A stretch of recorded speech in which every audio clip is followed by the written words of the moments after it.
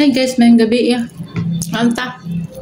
Ulam namin ay prito na isda. Buton sa nga isda eh.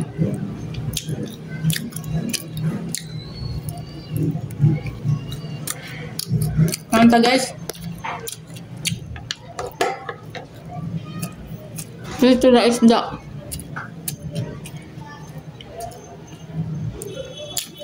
Gutom po eh.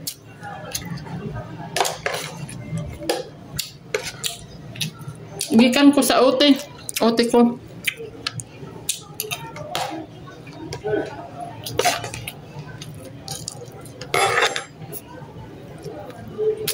Ang dalawa kami ote, ang isa straight.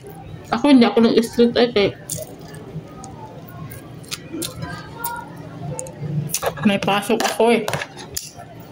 Yung kasama ko kasi sa ote isa kay day off na bukas. Okay lang.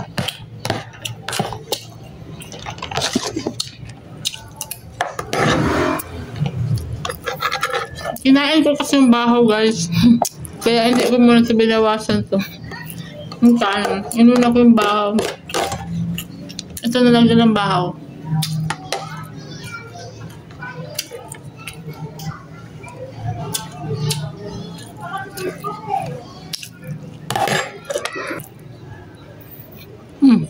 Sarap tayo kain.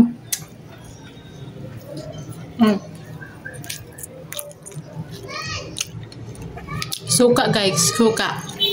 Try natin lagyan ng sabaw tayo ng suka.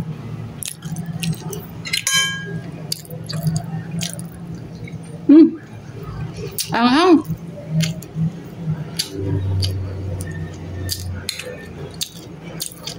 Ito yung pinakagusto ko guys eh. Yung kanin ko may suka.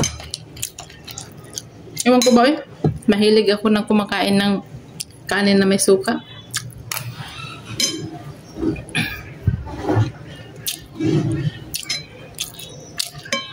Ayoko ng tuyo. Gusto ko suka.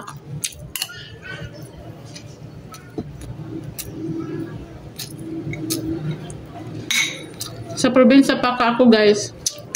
Kasi pag wala kaming ulam,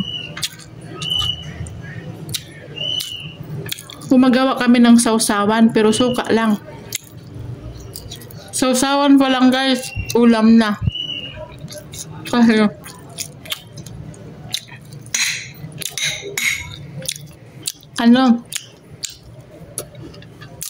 yun sa probinsya, hindi na kami bumibili ng suka. Kasi yung lolo ko, nanananggot siya. Nanananggot. Yung tuba, ginagawang suka. Tapos, kaya yun minsan, ulam namin ng suka. Yung sausawan ba?